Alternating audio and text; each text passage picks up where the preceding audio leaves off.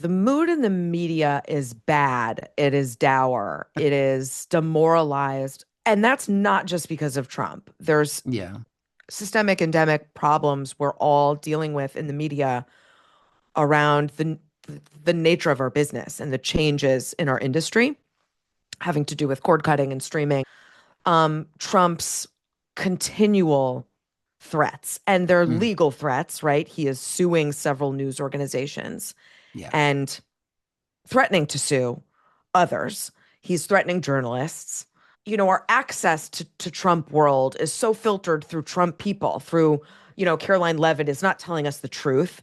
The people Mm. talking about the Trump administration from inside are not telling us the truth or the whole truth. I don't know that we've figured out how to attack um, or cover the Trump administration in a way that does service to the point of journalism, which is to hold Mm. powerful people accountable.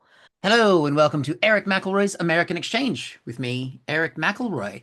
Thank you very much for tuning in or tuning back or listening or doing the things that you do to view this content. This is the show where I dial across the pond to find out what is happening in my home country from where I am in the United Kingdom, of all places.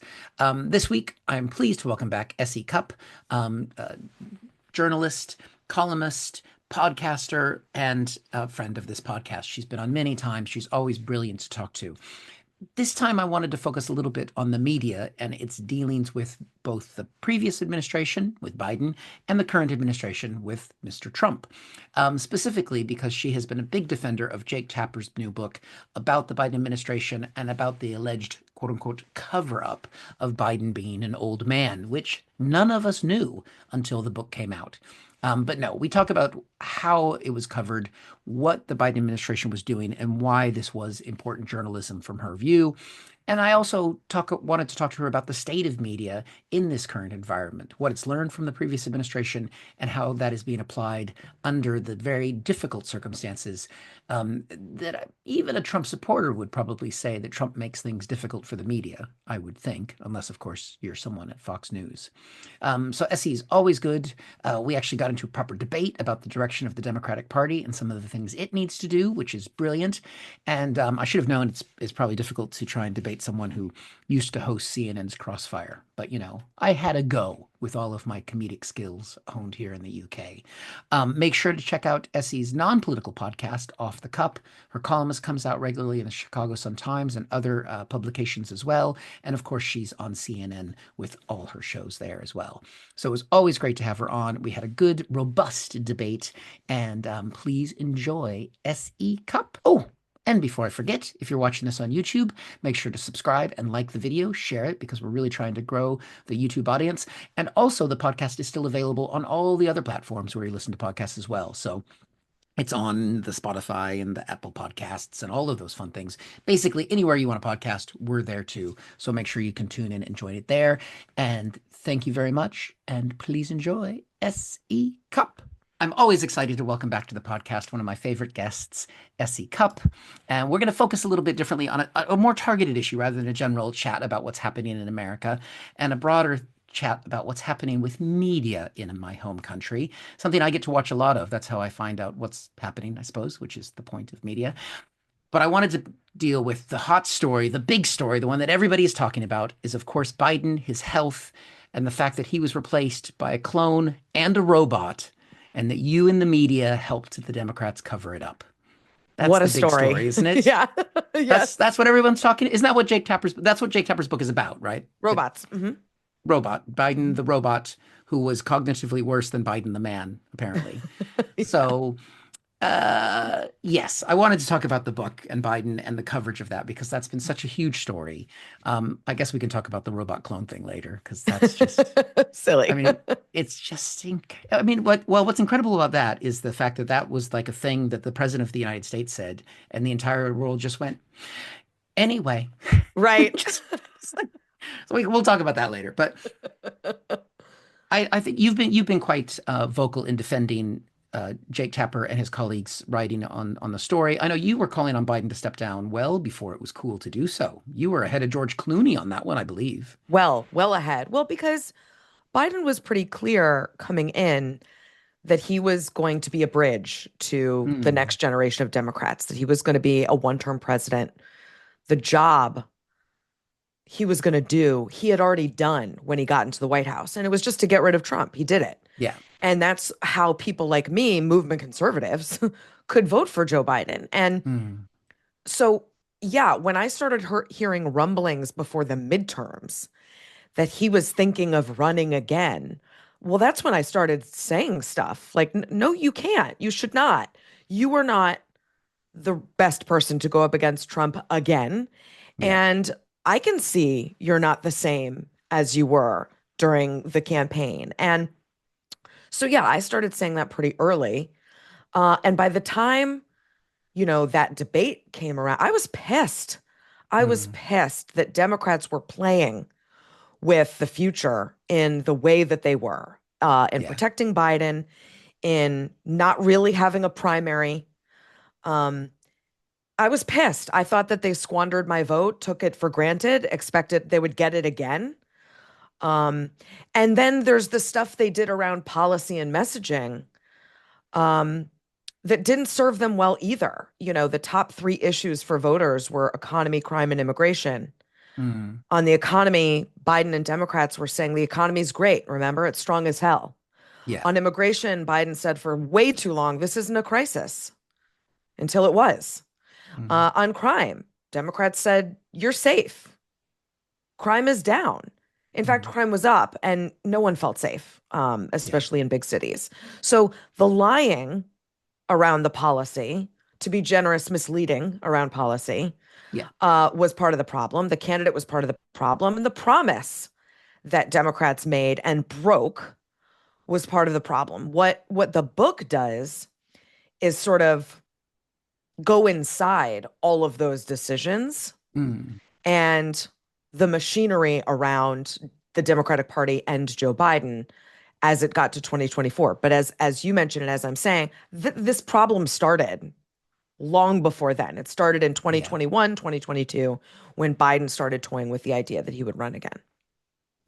I think I think those are all fair criticisms. And I think part of the reason why the messaging was so off was because the person doing the messaging was too old to deliver the message. Yeah. And if Biden had been 10 years younger and able to sell the packages and the things that he did, because legislatively he was very impressive in the first 2 years and did things that no one thought he would do and things that turned the economy around after COVID. Yep. And that's where the economy was strong, but no one believed it because the person whose job it is to sell that was hidden away and unable to articulate it when he was out there. So the two, I think the messaging, that's where you can't sell a good economy with a bad salesman, good or bad. Well, that's part of it. I think the things that Democrats also did around the economy, which is what Democrats always do, is to bring out charts and graphs and say, well, look at I've got mine GDP right and here. I've got my charts right here. yeah. That was No, my is to next thing. say, look at the GDP and you might not feel it yet because of lagging indicators. And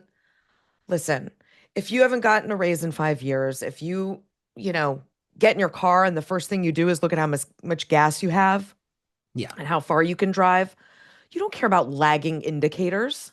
You know, Mm. it was Joe Biden the messenger. It was also an economy that most people didn't feel was working for them.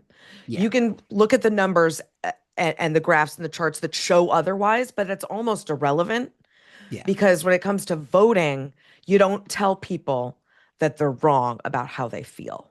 That's Yeah. just politics 101. Yeah.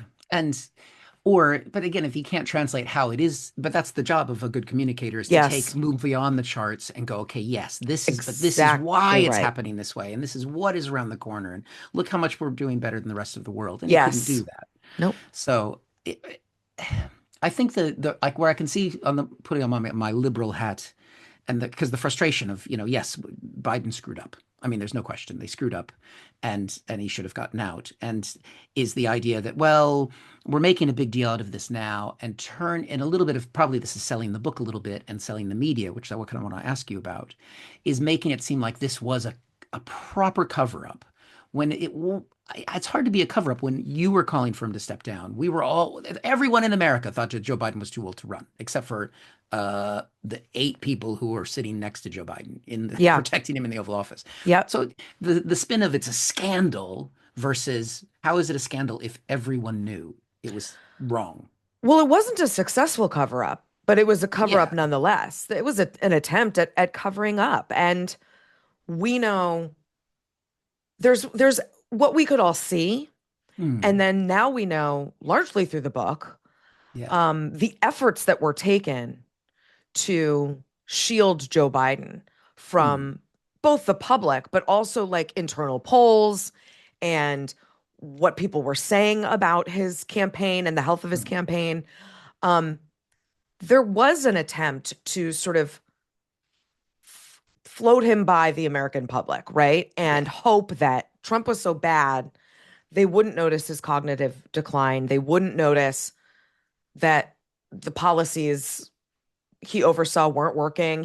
We wouldn't Hmm. notice that stuff. And I think to your point, not explaining the economy, not explaining crime and immigration, they wanted to skip over that part Yeah. and will it all to be great. So the economy's great, immigration's not a crisis, crime is down.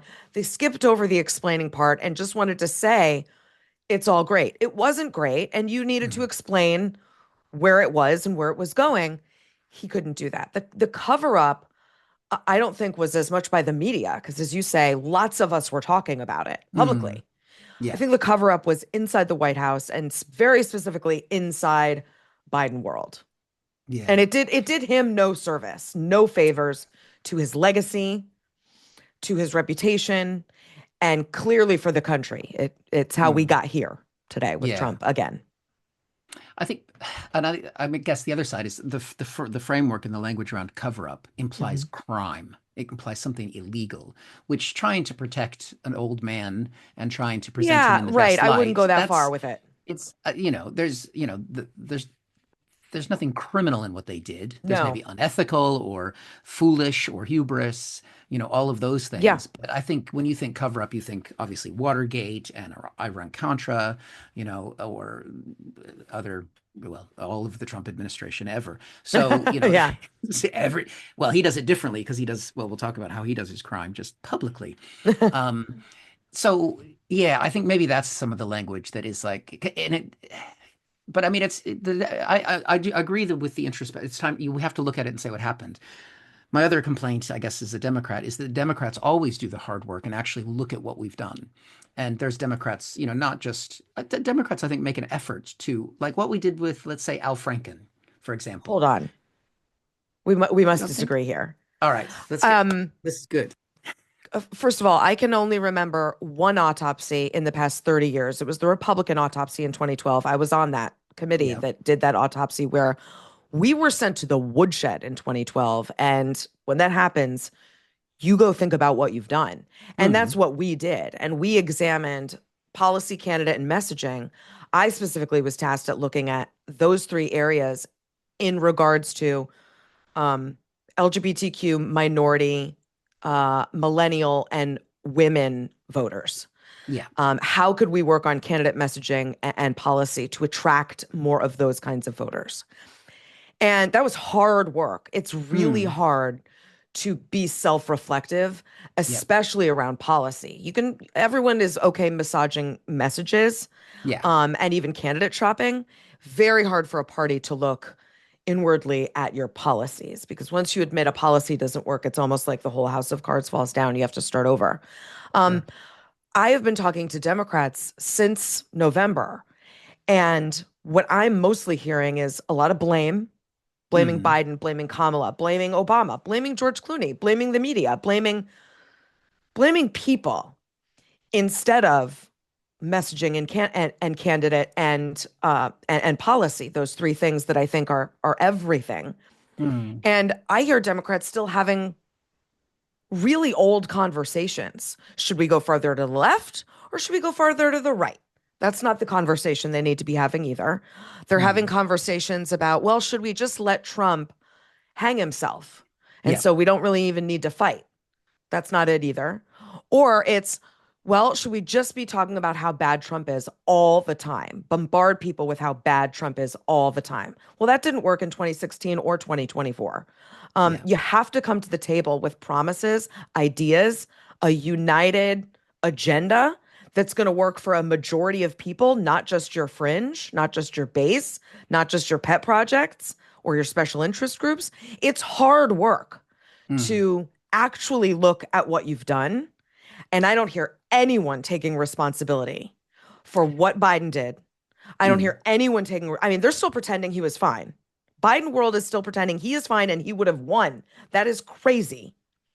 And I don't hear Democrats talking about let's get together on a united agenda, something to offer people that's bigger than just Trump is awful. So I don't, you might be talking historically, but I have not seen that kind of introspection and reckoning that mm. needs to happen for Dems to move forward. And I want Dems to move forward Yeah. and get good and healthy. Because as we stand now, they're the only mechanism to beat Trump. The Yeah. courts aren't going to do it. He's not going to jail. It's got to be voters. And voters need an alternative. They don't have one right now. And they didn't have a good one in 2024. No, that's yeah. I mean, well, they had an alternative, but well, she came to the party too late to And win. she But was great. yeah, She wasn't the problem. yeah, I agree with She you on came that too late. There was wholeheartedly. nothing that wasn't going to work. Yeah, you can't win an American election in 3 months. That's not possible. No, but they couldn't skip So over her either. So they did what yeah, they had to do. yeah, I think the switch that they ended up having to make to her without a primary, I think that was not the problem. Um, yes, the way I phrased it initially and the way you've come back, I agree. As far as what I mean, I guess by Democrats, that process of us beating ourselves up and oh, it wasn't Biden, it was Biden. We do that. We constantly, Jenny Flecton, are beating ourselves up over and over and over again. In general, and I'll come back to your audit in a second, the Republicans just are charging ahead with, going forward without most of that. I Mhm. mean, you did, doing that What they audit that you won. did, What do you want them to do? but you did the audit. But when you did that audit in 2012, what did Yes. your party end up doing with the information that you learned from that audit? Oh, They I'm threw so it glad you away asked. and torched it. I'm so glad you asked because it was devastating when Trump came in 2015, basically, Yeah. and didn't care about any of the things we had worked on, Mm. which was his right. But as he grew in stature in the primary, it would have been the RNC's business imprimatur to tell him this is the agenda. Yeah. If you want our backing and you want to run as a Republican, this is our agenda. They did the opposite. And believe me, I was infuriated by that. Um, they said they sent Reince Priebus up to New York City to get Donald Trump to sign a pledge, a loyalty pledge. Yeah. It should have been the other way around. Like, Yeah. you know, are you going to promise to be a good Republican? Not, Mm. we'll promise you, we'll support you. I mean, it was insane.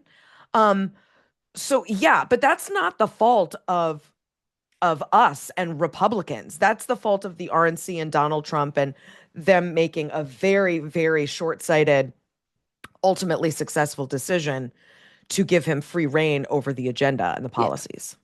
Well, there was a group of Republicans who embraced that and ran with it, and then just went Oh, further and further yes. to And the then it far became right with most that. Republicans. And then, Totally. yeah. So, I mean, you did do reflection there, but it got Yeah, ignored by the people who captured your party. exactly. Democrats never stop beating themselves up. And the example that I was going to give is where we throw ourselves to the wolves, sometimes rightfully so. And I'd rather be that person. This is, I think, a Democratic problem. Like in the height of the Me Too movement, when Al Franken was accused of Yeah. sexual impropriety, Yeah. I don't believe it crossed the line into assault, but it was inappropriate relationship that I believe was eventually largely debunked. But the Senate female and the Senate in general came together and said, no, we're quote unquote better than this, and they chucked him out, and we lost, I think, a good senator who I think in the long run, I believe that was kind of it was never really what it was kind of led to be, the accusations against him, if I remember correctly. You may know it better than I do.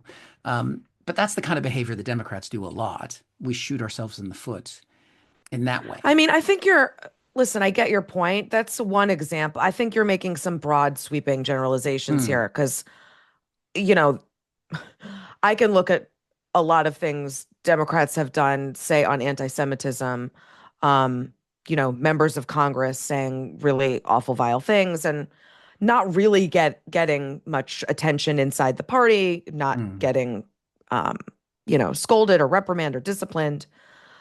I mean, I don't want, listen, these are asymmetrical parties with asymmetrical problems. And Yeah. I think the Republicans have, as they're successful, so they have fewer of the Democrats' problems. I think the reasons they're successful are problematic, and we can get into that, and also just existentially awful.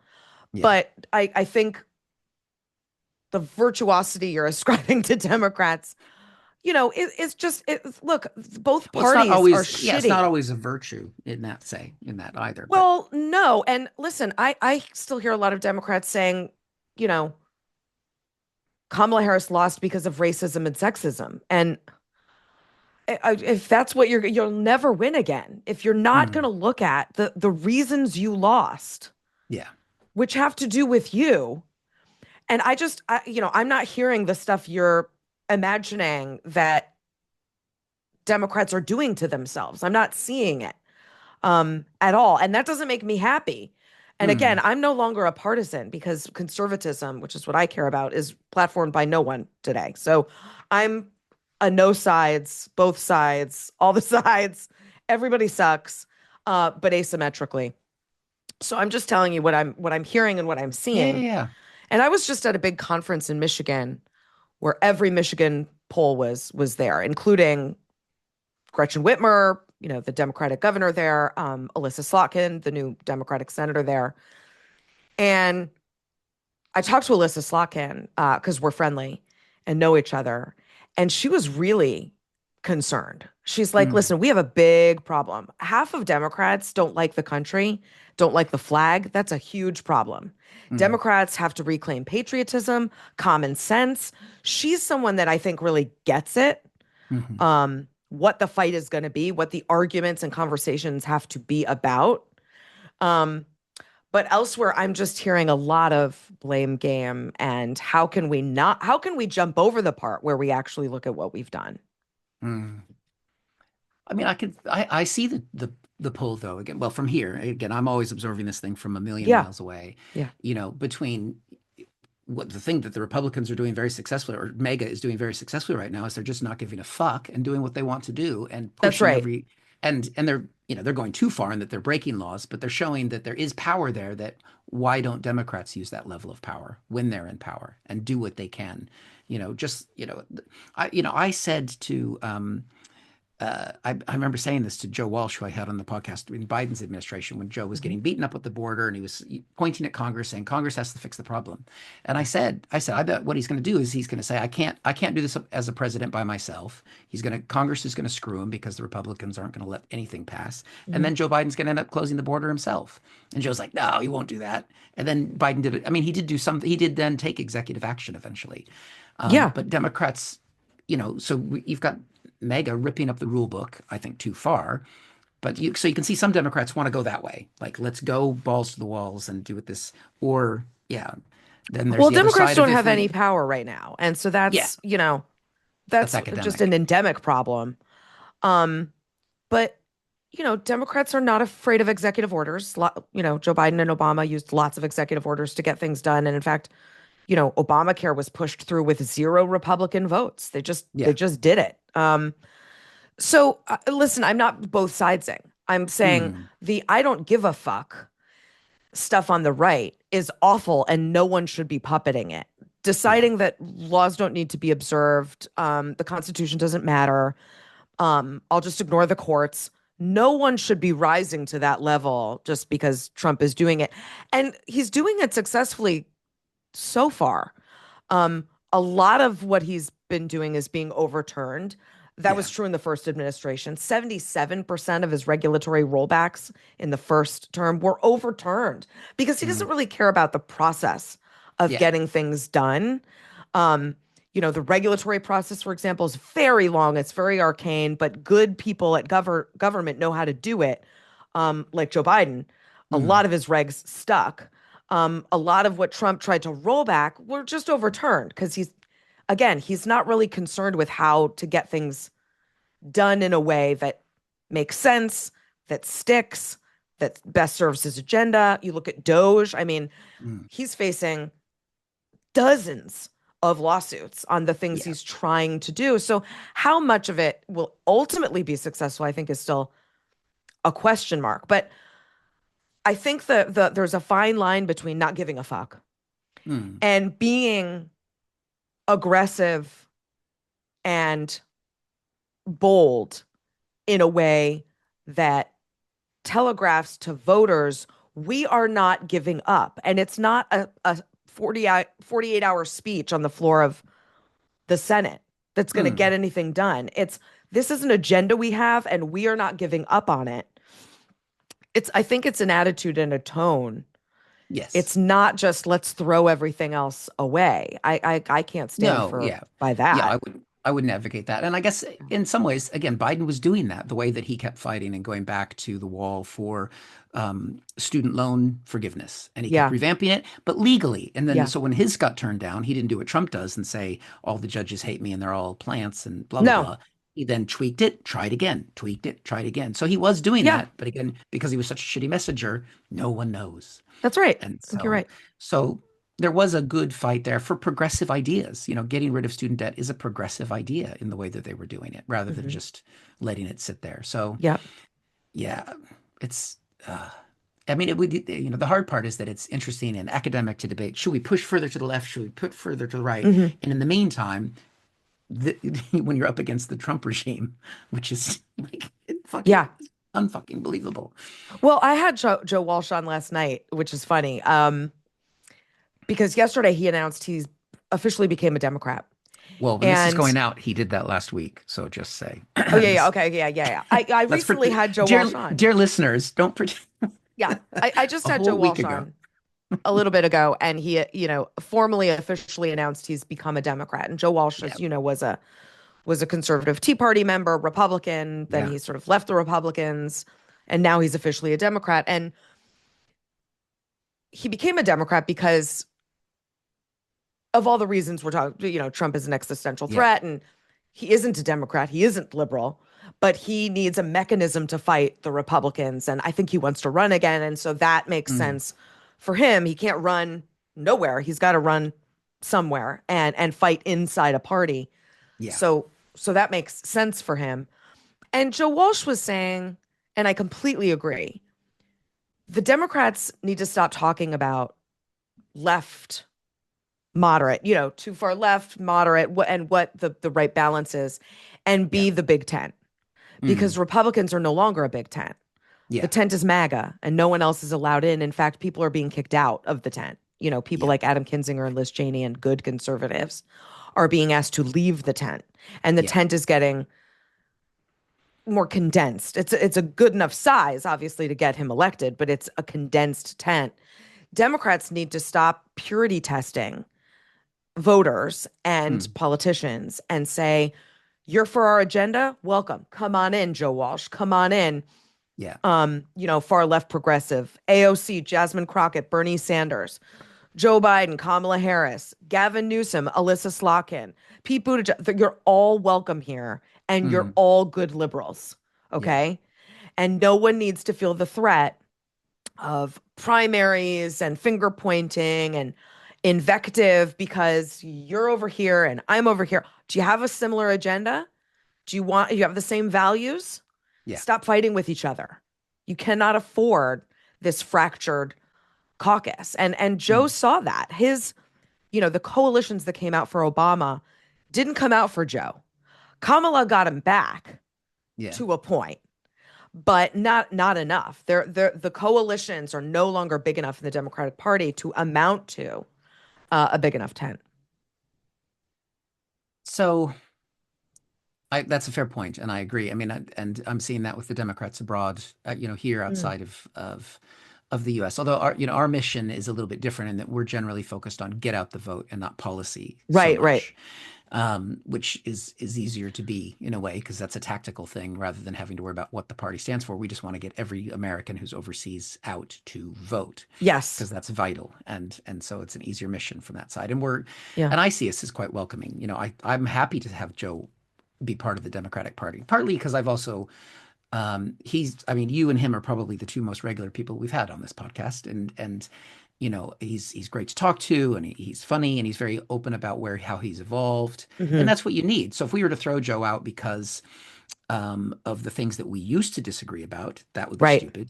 There's things we still disagree about, like I still think his opinion on Israel is not where I'm at, necessarily, but that doesn't mean Hmm. he can't support the main cause which we care about, which is the United States and due process and Yeah. civil liberty and all those other things. Hmm. Um, Pivoting back to media a little bit, so we have Yeah. this situation with Biden. He had a cover up, some realm of being hidden away from the media, from the world, from reality. Hmm. Now we're here. So, because you are on the media side of things, so I want to Yeah. push that a little bit. You were talking about Biden, and you were calling, and I know you call out the Trump administration as well, Yeah.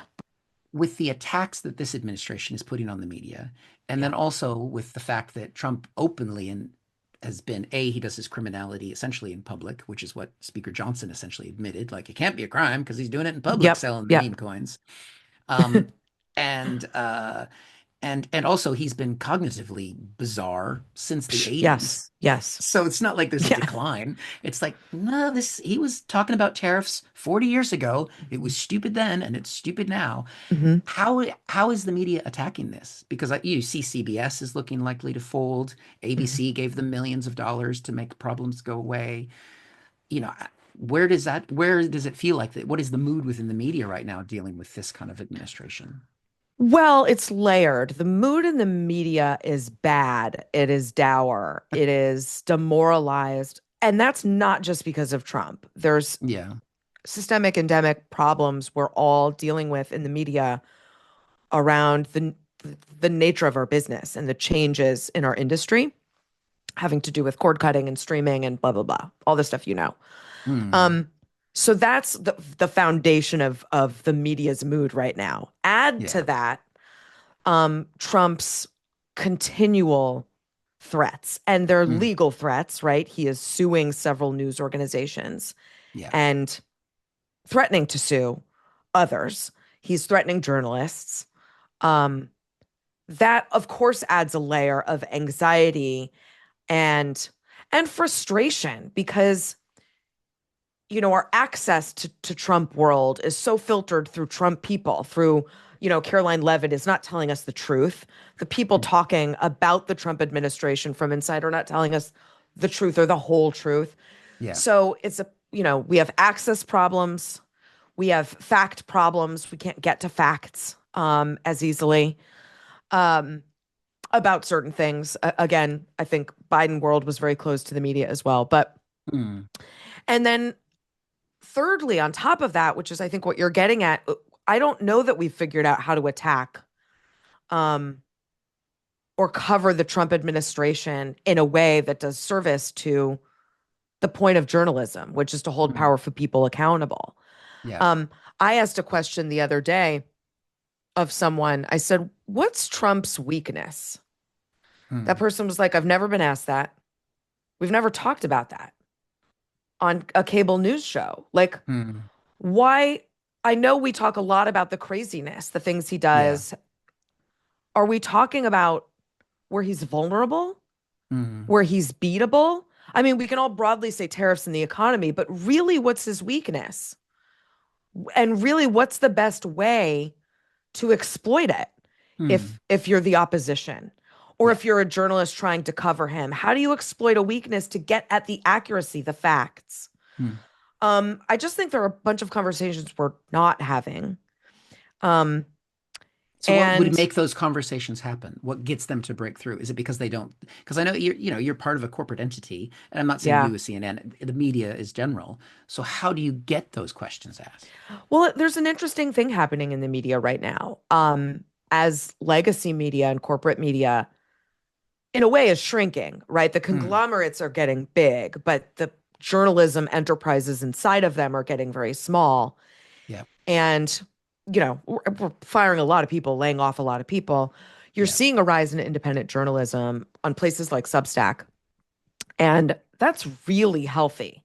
Mm, I think there's a fear and anxiety around it because, like, I'm off on my own, or how do I do this without the infrastructure of, production studio and a news network? So there's a little fear in it, but it's also really exciting because you mm, can have the conversations that a cable news outlet or a 5 minute hit don't allow.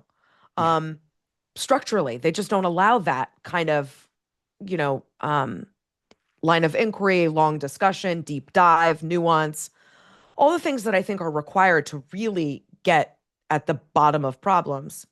I don't think cable news does very well.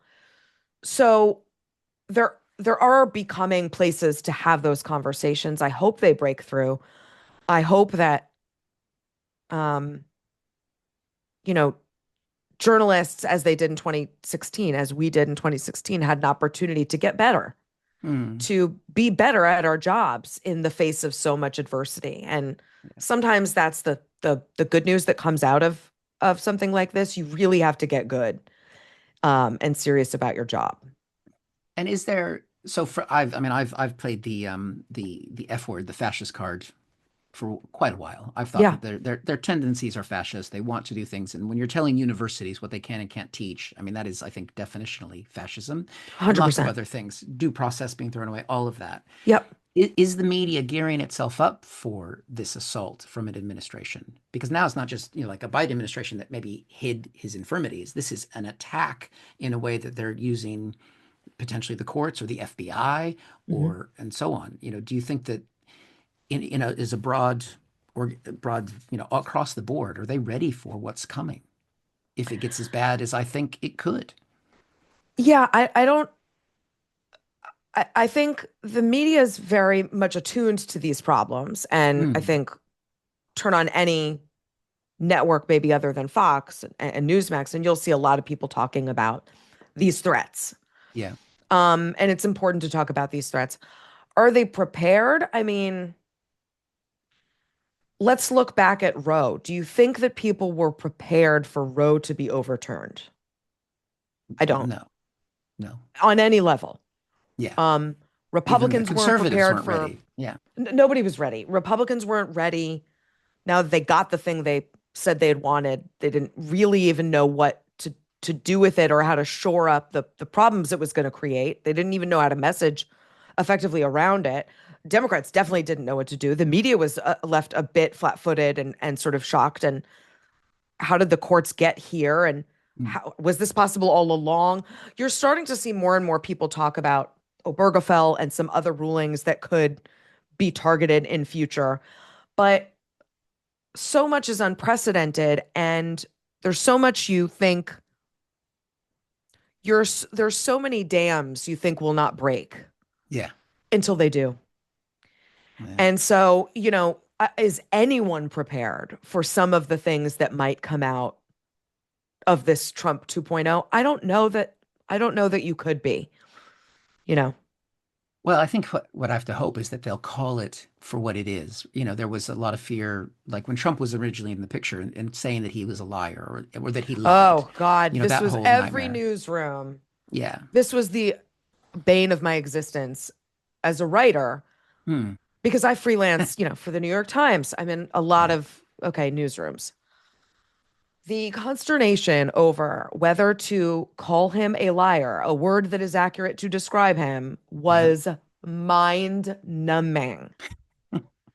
So And are the they ready corporate to? overlords I mean, it was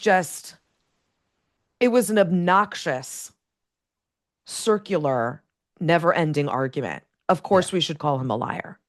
Yeah. Of course, we So should. are they ready to say now what he's doing is, because the fascism word has been now overplayed apparently, so you're not allowed to say that. But Well, we always play, footsie with this a little bit. yeah. Should we be calling him a Nazi? Yeah.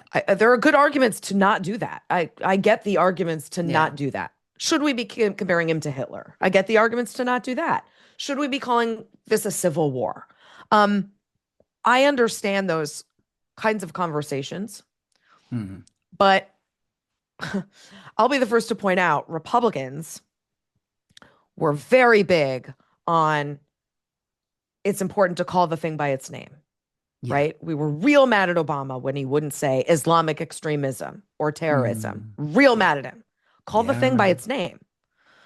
Well, now we're very butthurt, Republicans, I guess not we, um, butthurt that you want to call the thing, Yeah. fascism, autocracy, totalitarianism.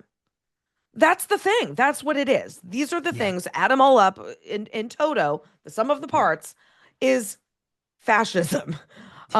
We don't have to call it Nazism, but it's Yeah. fascism for sure. White nationalism, accurate. Trump has to Yeah. be called that. Let's do it. So Yeah. yeah, I think there are some things that are real clear, Mm. and then other things that we'll always sort of busy ourselves talking about whether, we should or not. Yeah. I think I think you have to, because otherwise, yeah, we're sleepwalking even more than we Yeah, realize. agreed. Right. I'm aware of time, and I want, though I do want to say one thing, because you talked about the Democratic Party being big tent, and you talked about the importance of this moment, and you talked about the fact there's only two political parties in the United Kingdom, or Mhm. in the UK, US, Yeah. UK, yeah. Um, and you talked about our mutual acquaintance Joe Walsh has decided to come off the fence and become a Democrat. Yeah. Essie, there's Yeah. room over here in our lovely big tent. Oh. Come on, come on in. Why don't you join us in Yeah. this lovely party that it would be I would make you more than welcome, or I'm sure you would be welcomed. I Have have you no given any doubt. I have no thought? doubt. Um, no, I said this to Joe. I don't want to run for office. So that part of it isn't necessary for me. And like I mentioned, I'm here being politics and a political job and political Yeah. conversation. I'm here for the conservatism. That's Mm. why I came. I'm not here for anything else. Yeah. It's the only thing that made me political. And I still believe that conservative principles are best for everyone. Hmm. Um, so I have no desire to be a Democrat. I have no desire to be a Republican. I don't dislike Democrats. I never have. Hmm. And like I said, I voted for two now, Joe Biden and Kamala Harris. Yeah. Um, and I can still vote locally for Republicans. They're normal and fine. But I'm not a Democrat. I don't agree with liberal policies. Why would I venture over to a party that supports a whole bunch of things that I don't? I Hmm. get Trump is that bad. I'll fight him. I'll fight him from over here. I'll fight him from journalism. I'll fight him, by saying hard truths to Democrats, things I think they need to hear Hmm. and sort of get acknowledge. Yeah. I'll fight him and I'll fight Republicans, but I can't do it as a Democrat. That wouldn't make any sense to me. I'm like an Adam Kinzinger, a Liz Cheney. I know that Mm. Democrats wrap their arms around those two because they were very brave. But if Yeah. those two ran for office again, Oh, trust yeah. me, they would be so conservative. They'd be the devil to Democrats again. I'm Yeah. not as conservative as either of those two people, but I'm real conservative. Mm. So, it's not a thing I want to do or need to do the way I think it makes sense for Joe to do it. Because I think Yeah. Joe wants to fight. That's what he said. He said, I want to fight. I want to fight from inside. I Yeah. might want to run again. It makes total sense for him to go and essentially wear the Democratic Party like a costume and Mm. fight for the team. Yeah. I get it, but that's not what my project has ever been motivated by. My only interest in politics is to support and promote conservative principles insofar as I can. And I think at the moment, more than if there's two parties, the Democrats would actually be doing that, because the party, even though the messaging isn't there and it's not as patriotic, fighting for the values of due process and the values of the rule of law. Yes. Those are conservative values, and the Democrats are the only game in town fighting that right Yes. now. Well, yeah, And yes. I think Yes. I think Joe is trying to create a permission structure for other people Totally. to come into the party. And I hope, Yep. and I will fight as a Democrat who's involved in politics to make sure that Yep. tent does stay open for them because it is so important, even if Yeah, the he's an policy important things aren't there. voice Yeah. inside the party, and giving permission to people like me to come over, I think is really, really important. Democrats need to do it. And he is such a fighter. I mean, Yeah. he's one of the best fighters you could have on your side. And if he's not on your side, be afraid, you know? Yeah.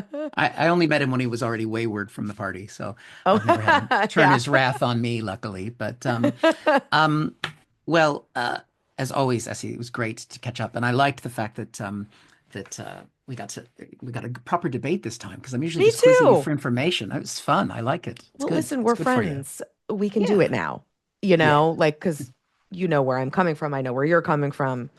You know, I'm not mad Yeah. at you and you're not mad at me. And, But no, that oh, was good. and before we officially end, did you want to mention any? Because I know your other podcast, which is non-political, which is always nice to hear about. Right. Tell me about that. How's that going? Because I know you were just starting it the last time we talked. Yeah, it's great. It's called Off the Cup, Cup with two P's. It's on iHeart or anywhere you listen to podcasts, but it's an interview show where I interview celebrities Hmm. about their lives, their careers, and also their mental health. And that's sort of the North Star of the podcast is, can we get to a point in this conversation where we're talking naturally and openly about our mental health? Hmm. And that could be a career challenge, depression, an addiction, in my case, anxiety, you know, parenting, stress, all the things that are sort of enveloped by that. And that's been so fulfilling and Oh, rewarding to great. have a real, you know, conversation that I think is helping people hear from Hmm. other successful people. Man, I've really been through it. And here's what Yeah, I've learned. You know, I think people really need to hear that. So I've loved it. that's brilliant, especially at this time when there's a lot of things to be anxious about. So That's right. thank you so much, as always, Essie. My pleasure. Thanks for having me. So there we go. That was Essie. That was fun. We got to tussle it up a little bit and debate some things. She called me out for what she didn't agree with. I did think it was interesting where she was saying, you know, the Republicans do a really good job of being introspective and looking at themselves. And we wrote a big report about it. And then that's a report that they promptly ignored. So that just shows how hard it is for a party to be introspective. So they wrote this hard report. People like her made the assessment, and then it was burned to the ground by Donald Trump taking over the party and effectively winning without listening to what they wrote. Um, which is so the lesson they learned from the things that Essie values are why she's not in the party anymore. And I think what will ultimately bring the Republican Party down, because I think the things that they looked at for themselves were correct when they evaluated what they needed to do in 2012. How we now, as Democrats and other people who just care about the Republic, move forward is the debate of our time.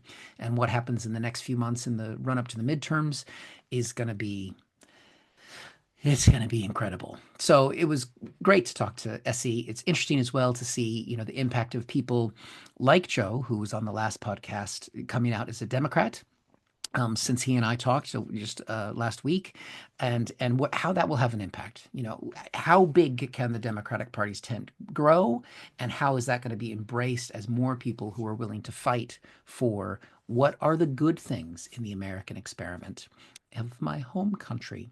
So thank you to Essie. Thank you to Mark, the producer, as always, for helping on the podcast side of things. And thank you to you for listening, watching, and doing all of that. Make sure to like, subscribe, give us a review. If you've got somebody you'd like me to talk to, drop me a line, message me, find me on all of the various socials, although I'm hardly on Twitter anymore. Blue Sky. Blue Sky is my new home. Check me out there. So thank you very much. Thank you, Essie. And we will see you next time. Bye-bye.